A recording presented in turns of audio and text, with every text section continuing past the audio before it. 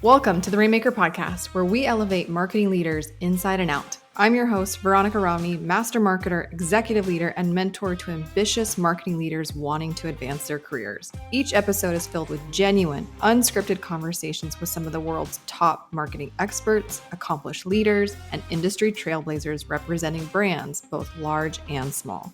Our goal with this podcast and everything we do is to help you master your role, nurture your team, prioritize your well-being, and evolve into an industry-leading Rainmaker. This is the Rainmaker Podcast.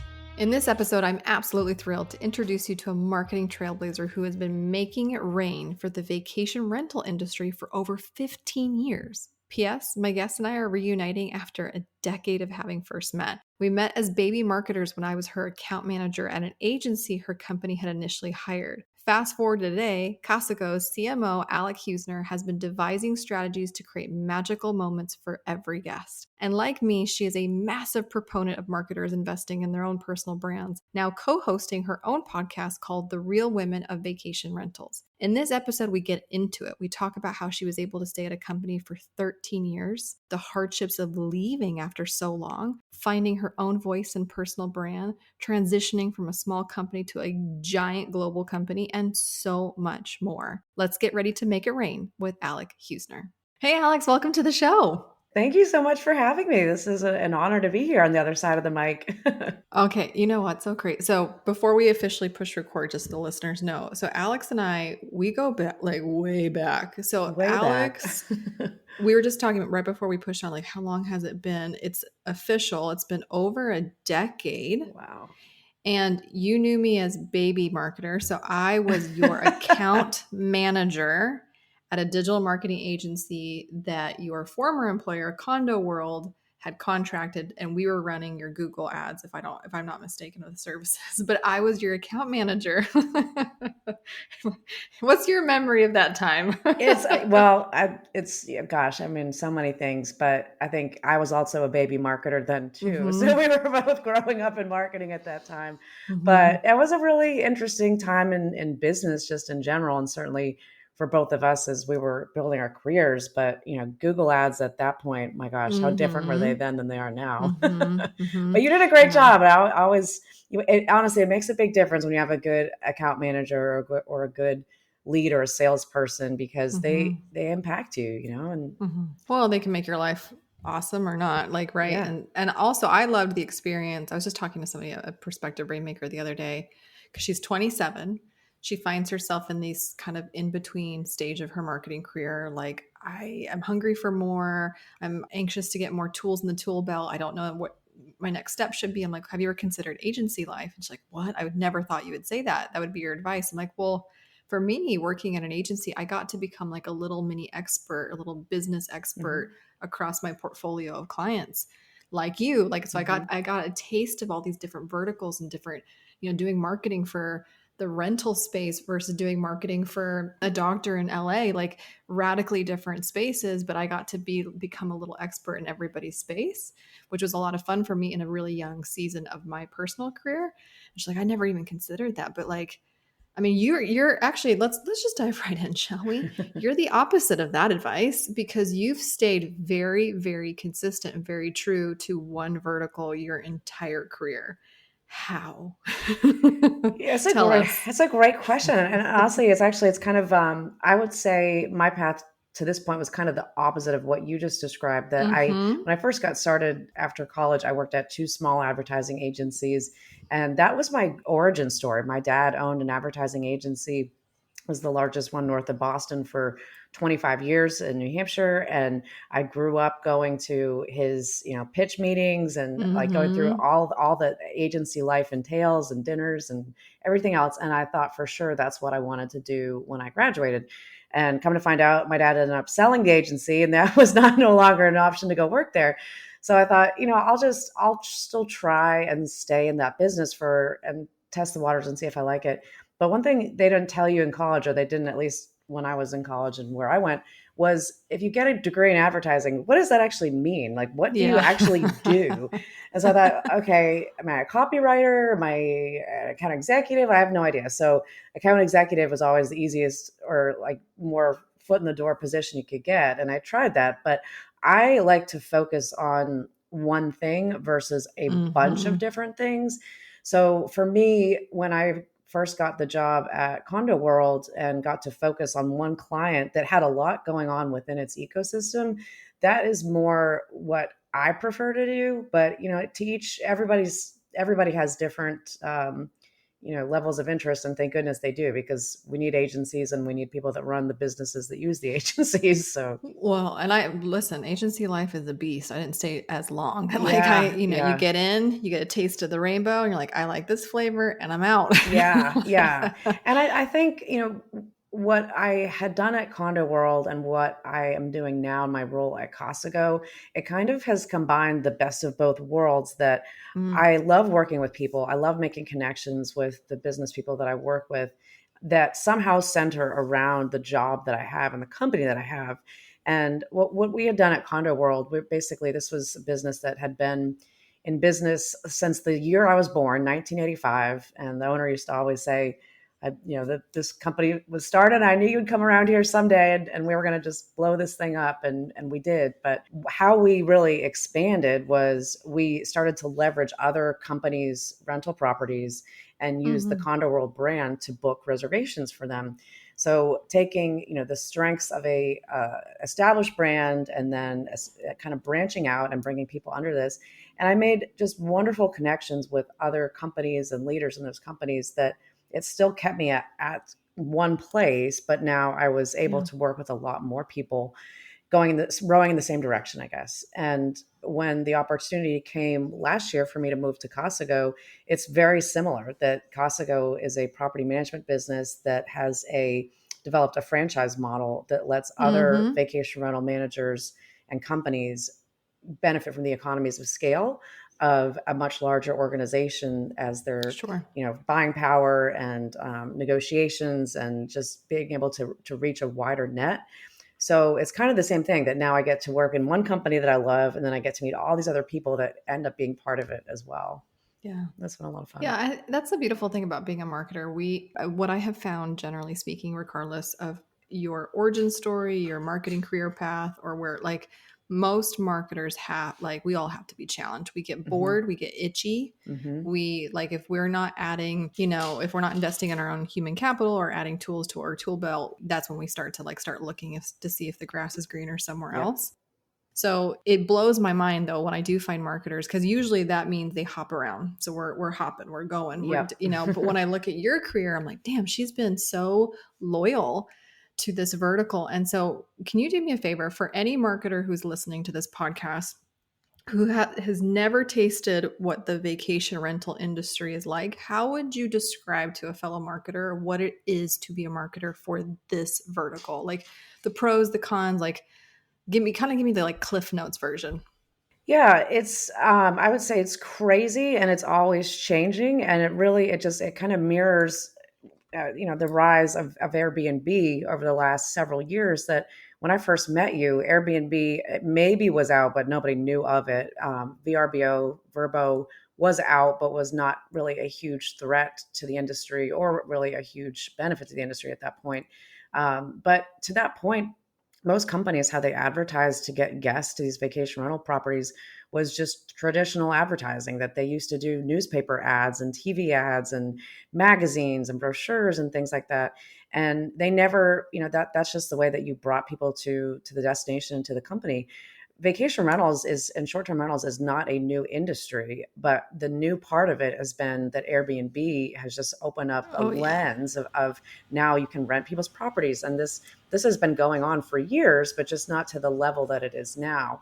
So as Airbnb started to gain in popularity, Vrbo and plethora of other OTAs, online travel agencies, it really changed the landscape of what vacation rental marketers do. And it became very easy for a lot of companies to just say, well, I don't need marketing. I'm just going to put my properties on these websites, and that'll just let them pay for the advertising, and that'll book themselves.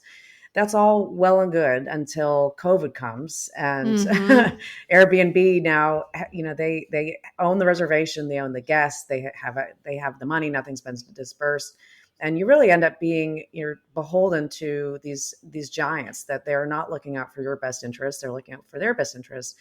And as a marketer, I think because we had a strong brand and our goal was always we wanted to be the Airbnb, we utilized those channels, but we also always played in the lane of we wanted to build the company into a very large, recognizable brand. And that really guided our decisions and set us up to be much more foundationally strong than a lot of other companies have been in the last 5 years or so. So I think when you look at how much has changed, I think one of the best decisions we ever made was focusing on the brand. And I think that's relevant for any industry.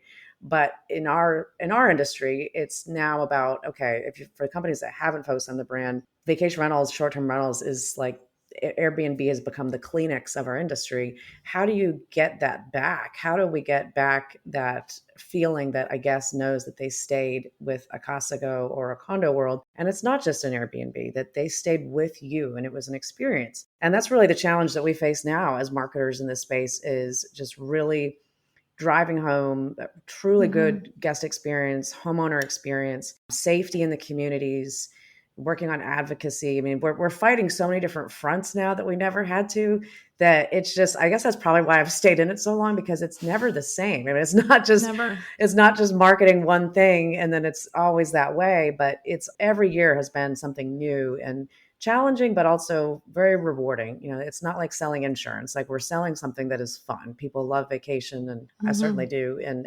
there's something exciting about that when you know on the other end of all this chaos is some really magical moments for your guests. Sure.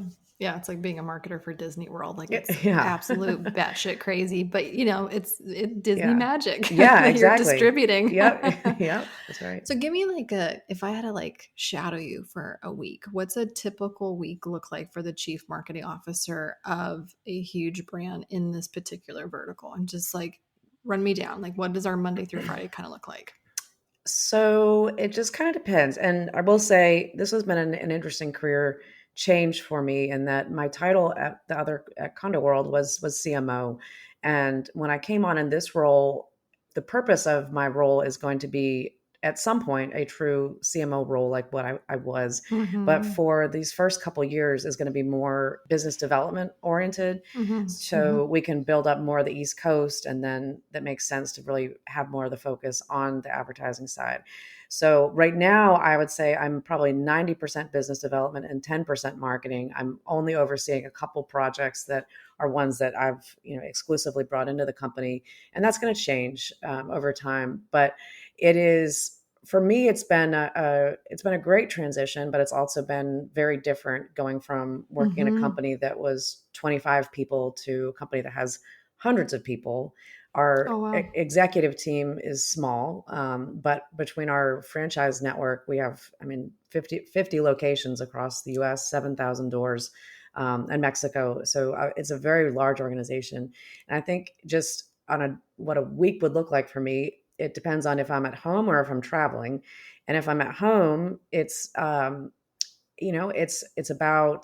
in this season of life for me, making sure I stay focused, making sure I stay grounded, and knowing I can control what I can control. And if sometimes it takes longer to get answers on things because I'm not in an office anymore, I just have to either figure my way around it or move on to something else. When I'm traveling, and that's often too, we're out meeting with potential partners that we would want to bring into this network. And I absolutely love that. That goes back to what we were talking about earlier, that is kind of the fuel to the fire of, I still get to go and meet all these different companies, but doing it under one umbrella. So every week is different. I have my podcast, Alex and the Annie Vacation Rental Podcast. So I'm recording episodes at least once or twice a week on that. Still serve on the board of directors for the Myrtle Beach Chamber of Commerce here. So involved in a lot of local things too. And, just stay busy as hell. Yeah. No, absolutely. Yeah. You're a go-getter, to say the least. Yeah. Can we talk about, because I'm personally wanting to hear the answer, because I remember when I left, look, I've worked at some places that I'm like, I couldn't wait to leave. Yeah. But when I worked at Entrada for 4 years, it was easily the best corporate marketing experience I have ever had. I loved them. I felt very loved and supported. And so I only left to do my own thing. Like, that's why I left. Because like my own side hustle got up to about $700,000, $800,000 in revenue. I'm like, okay, I have to decide. Yeah. Like I have to, it's like Sophie's choice here. Right. Yeah. And so I remember telling my COO at the time, like, it's time. He's like, no, because I think we both kind of knew. They knew, yeah. And I remember on my very last day, I lived in Florida but worked in Utah, so I was in the rental car. So I said goodbye to everybody. I got in my rental car in the parking lot, and I just cried and I cried and I cried. Yeah. And that was 4 years clocked in. You were at Condo World for 13 years. So like, why then? Like, how did you make the decision to go?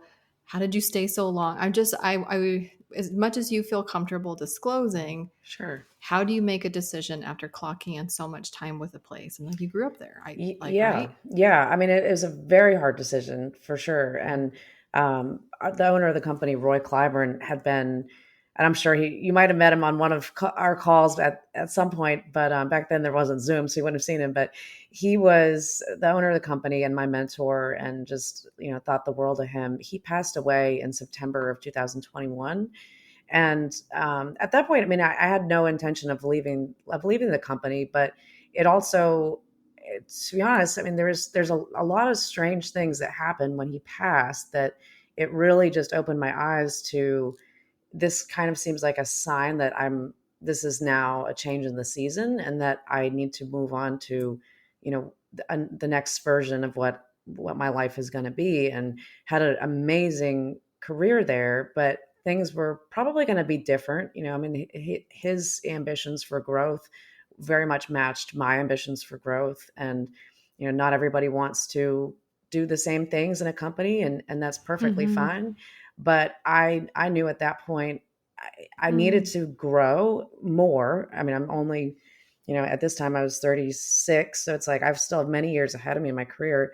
And I think you always have to be somewhere that you're learning and that you're growing from your leaders. And I felt that, that my time there had just coming to an end.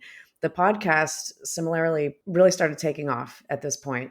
Roy actually never got to hear an episode. He passed 2 months before our first episode came out, but he had heard me on other people's podcasts that summer, and he loved it. I mean, he called it like the radio shows that I was on, and like he just thought it was so great that I was out there talking about the company and everything else. And I remember being so excited to tell him that we were going to do this podcast, and he loved the idea. But when we started that, it really put jet fuel behind my career and also my podcast partner Annie's career, and opened us up to so many new opportunities that we didn't know that what we were doing at the time, that's what was going to be the result of it.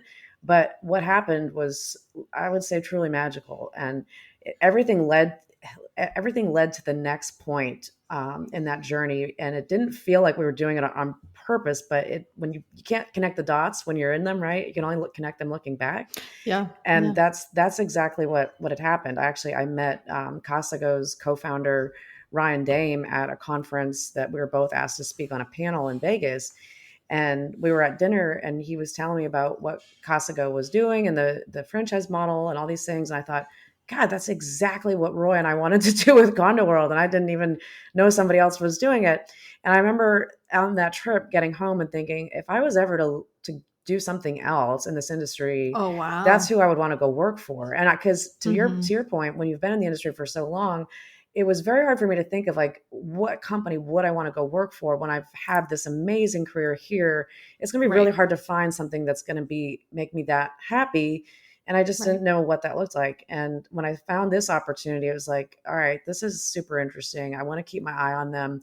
And I did. And, things happened in very good timing that we just kind of kept running into each other. And I got to meet the other co-founder, and it just was a great timing of opportunity. But very, at the time when I actually had to come down to make that decision, it's a very hard decision to make. It's very hard. Oh yeah. And it's emotional. Extremely. I mean, there was a good couple months there where last fall was tough. I was super excited about the new opportunity, but to close a door on something that meant a lot was very challenging. But everything happened for a reason. It was definitely worth taking the risk and pushing through that fear. And on the other side has been a lot of learning and growth and opportunity. Yeah. I really appreciate you saying that, because I feel like the label of the jar of people leaving is usually a negative. It's like a negative cast. So like, you left Condo World, like that's usually a negative frame. Right. Yeah.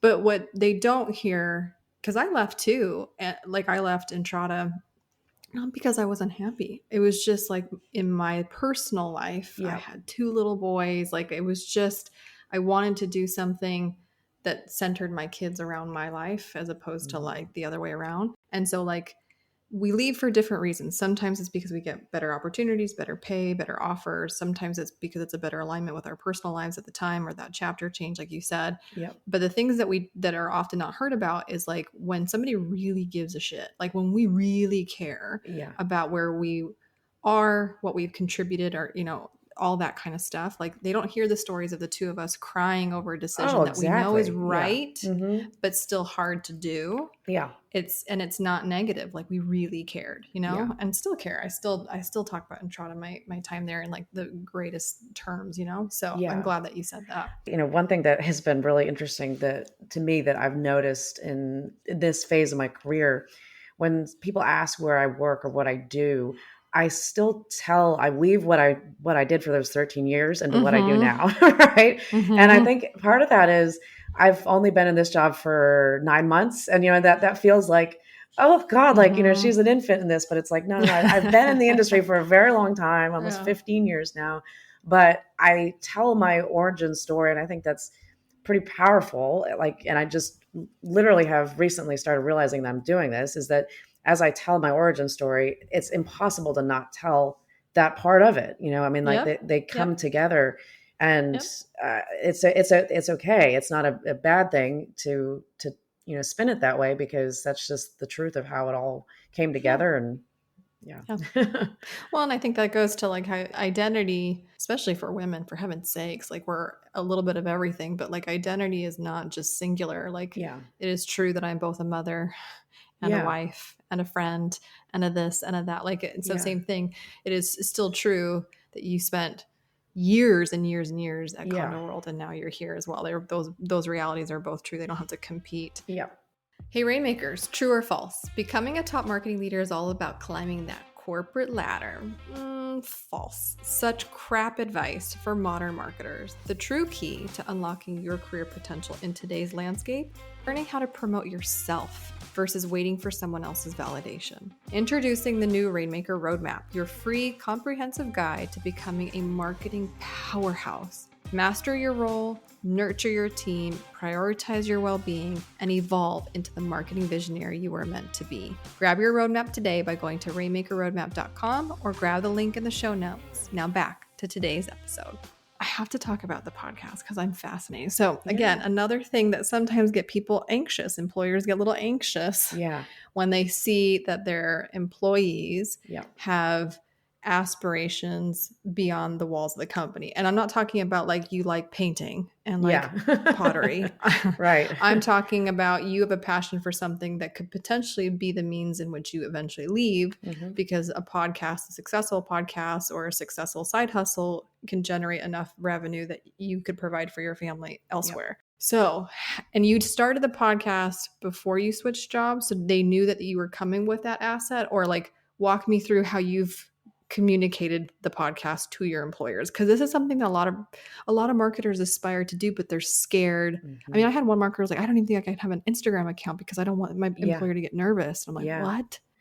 Yeah. And it's a great question. And I hear people say the exact same thing. And I don't think I never realized, or I never thought of, as we were building the podcast, that could be an issue, or, from an optics perspective, there could be concern, but I would be lying if I said that there wasn't, right?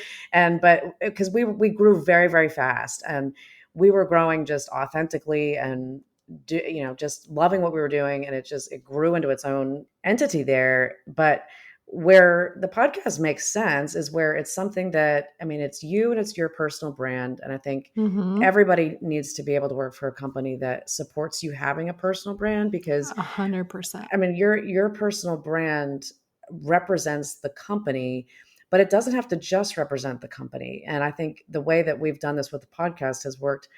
It has turned out to work really well. That I bleed orange and blue for Casago every day, but I get to tell these stories on the podcast of people within the industry that it's very symbiotic. That, I mean, it's not, I don't do the podcast because of work, but I do it because I love the industry. And that's what makes me more well-known and credible within the industry, that helps my job at Casago. So, but for a lot of employers, no, I think it's extremely squeamish. They, just have your employees that they have their own, brands out there. That's not comfortable for a lot of companies, but it's really hard to even give instructions on it, because I think every situation is different, and every company is different, but I think it can be leveraged really well. And I think we have done a good job with that.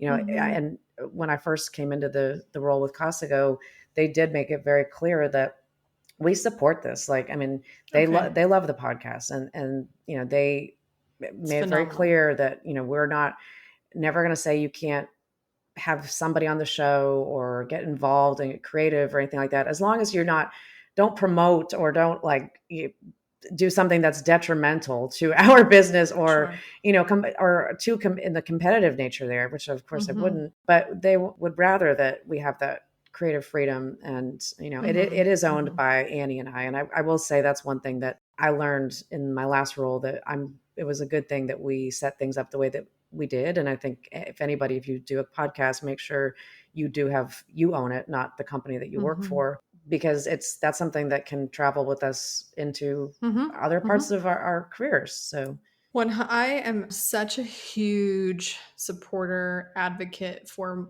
marketers having and viewing themselves as their own personal brand, separate than any place of employment, because whether you stay somewhere for a year, 13 years in your case, it's unrealistic to think that your gravestone is going to say employee of company for the last 60 years. Yeah, exactly. So what can you build simultaneously that is not, like, to your point, we don't want to obviously break our legal contracts, right or do anything in that, or go consult your lawyer. But I'm just, we don't want to do anything on that, gray zone, black zone. We don't want to do that. We want to do everything by the board. But it makes me sad when I hear that marketers have the aspirations to do things to build up their own personal equity, professional, personal brand equity, but hold back out of fear of retribution.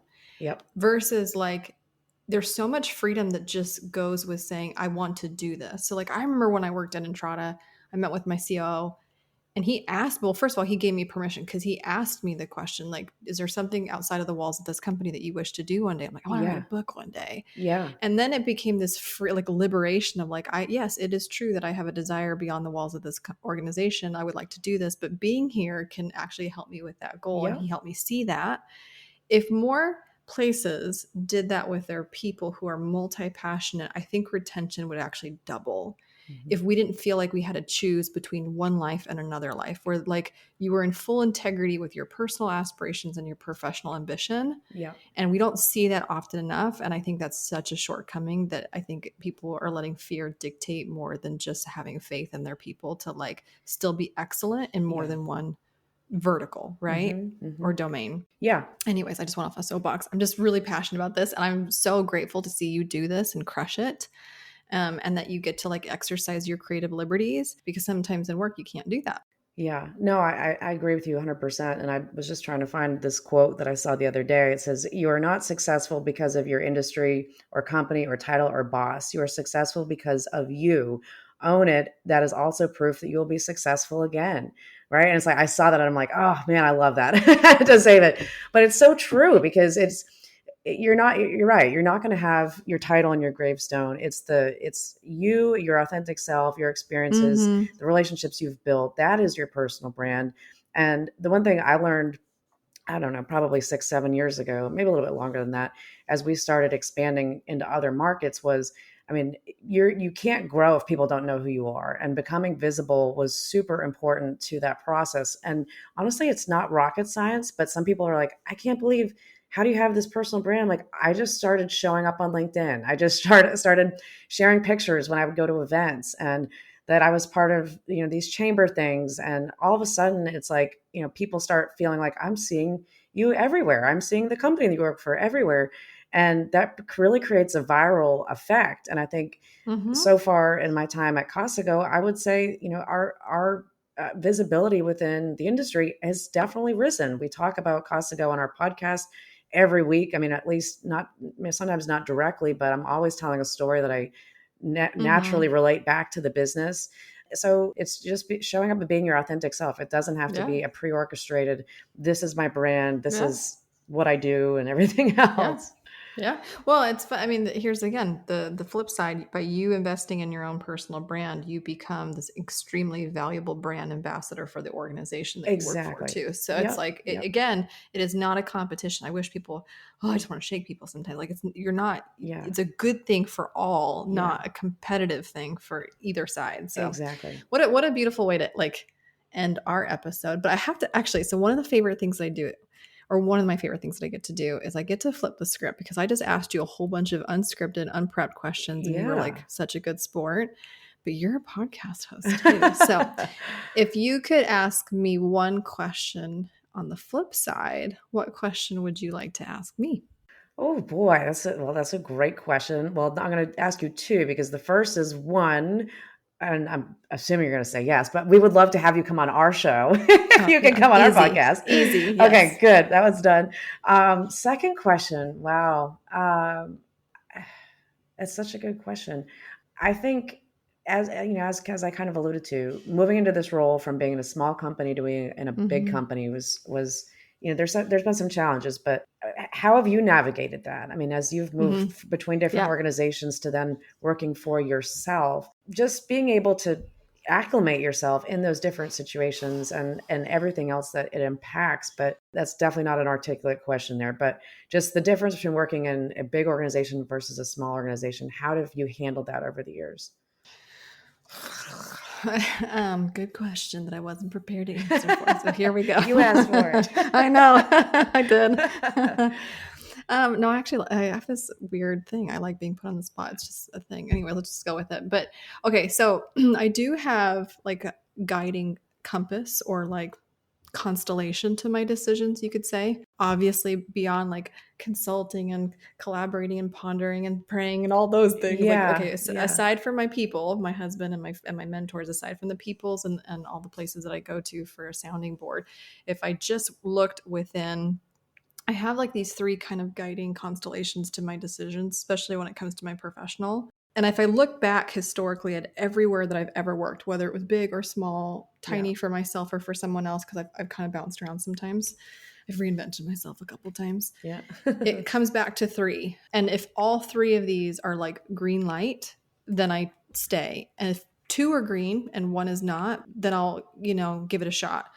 If two of the three are like in the red, it's 1000% flight risk for me. I'm out. And that also includes for my own businesses, because I had a marketing agency and I was in the red with all of them. So like this is my constellation for either it's my own business venture or I'm working for someone else. The first one is what I'm actually doing. So like if I was locked in a padded room and I spoke to no one, did I still have a passion for the thing that I was deploying and executing on my own? Like, when I was an email marketing manager, if I had to deploy one more email one more time, I think I was going to scream. I just no longer had a passion for the doing of the role itself. Right. Two, apart from what I was doing, it's who I worked with and for. So like I am such a social creature, just like you. This is why I changed from like finance to marketing, because I had too much personality. I didn't want to be in a cubicle, right? And a spreadsheet all day. But like who I work with, like dynamically on the team, but I think more importantly, who I worked for. Yes. I will leave a place of employment if me and the person above me, I do not have respect for them, or our values are drastically not on the same page. Like you can say you're for integrity, but everybody's the version of integrity that I define integrity as, right? Yeah. So who I worked for and with is really radically important to me. There has to be mutual respect. It's really difficult for me. I don't care how much money you pay me. Yeah. And then the third thing is the money. Yeah. Because I have loved what I've done. I've loved the team, but they couldn't compensate me enough with what I thought was either my market rate or enough for me to provide for my family. Right. Or on the flip side, I got paid an obscene amount of money somewhere, but you couldn't pay me to stay a day longer because the the people person are the that I was work. reporting to, like was doing really, really shady, like slightly illegal stuff. I'm like, no, I'm out. So like those have been kind of those constellations for me. And I advise marketers who are hiring for their teams. Let's say you're a director of marketing and chief marketing. Like when you're going into these interviews and you're interviewing these candidates that as you're compiling and composing your dream team, those three things have to be right for that person too. Like, will they enjoy the work? Will they enjoy working with me, their manager, and their teammates? Is the pay going to be enough for them? Or are they taking a pay cut? Because that's always going to be a problem 3 months into the job. So like, that's been my go-to that has led me in a really great direction so far. That's, I mean, an amazing roadmap and go-to. I love that. And probably about 6 months or so before I left Condo World, I was at a women's conference, and lady that's the CEO of one of the vacation rental software companies did this presentation about how you decide how you make the decision to change jobs, essentially. And she had something that is kind of basically like what you just said, but kind of like blown out into multiple different factors between each of the three areas you talked about. So interesting. Like, I mean, as you make those decisions, and sometimes it has to be, I like the green and red. Sometimes you have to see that visually. Like I've got a big whiteboard behind me that sometimes when I can't figure things out, I'm like, I need to just draw it out. And I think visually to see that can put a lot of perspective. But what you said too, I mean, the values, who you work for, who you work with is super important. You can't have one of those three and not two is fine, but I mean, you can't have one and not two. When I started at Casago, I learned so much about company values and what they truly mean. Like when a company really has values and principles. Our CEO is a former Army Ranger.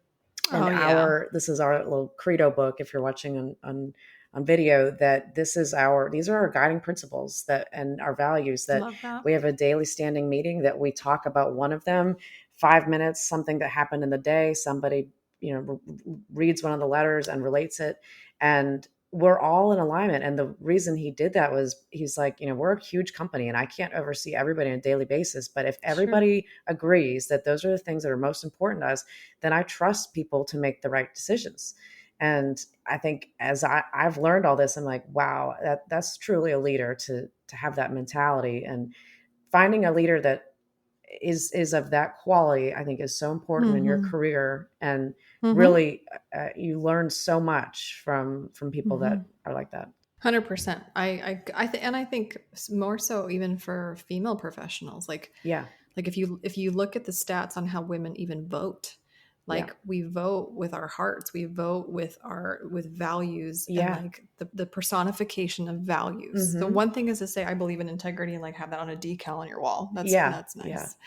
But the personification, the actual manifestation of that value of somebody being integral or somebody, being a hard worker and gritty, like that, I think, I don't know, it just sings to me. And the older that I get, and the older that my children get, I realize very quickly the less patience I have for bullshit. Like I just don't have it in the tank to coddle somebody who's not living values. Like I just don't. And so I've noticed I've become more unapologetic with it, and I'm okay with that. Yeah. And value conscious. Yeah.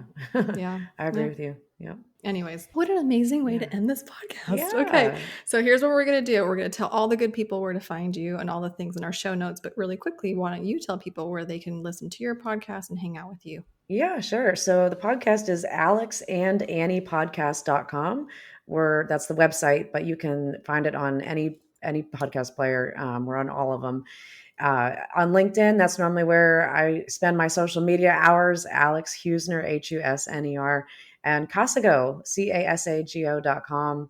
Vacation rentals you can book in 50 locations in the US and Mexico. We'd love to have you come stay with us. And just thank you for having me today. This was great. And what an amazing opportunity, full circle after a decade. A decade. I love it. I love it. I love it too. Well, thank you, Alex, for being on today's Rainmaker podcast. Thank you for joining us on today's Rainmaker podcast. Marketers help other marketers. So if there's a marketer in your life who could really use a new perspective in a way that helps them advance their career, please pass this episode forward, share, leave us a review. Everything helps as we embark on helping as many marketers elevate themselves inside and out. You can always visit veronicarami.com for today's show notes, additional links to some free resources and tools for you to help you advance your career. You can always connect with us on social media at VRomney if you want more behind the scenes or a way for us to connect personally. Until next time, my friends, make it rain.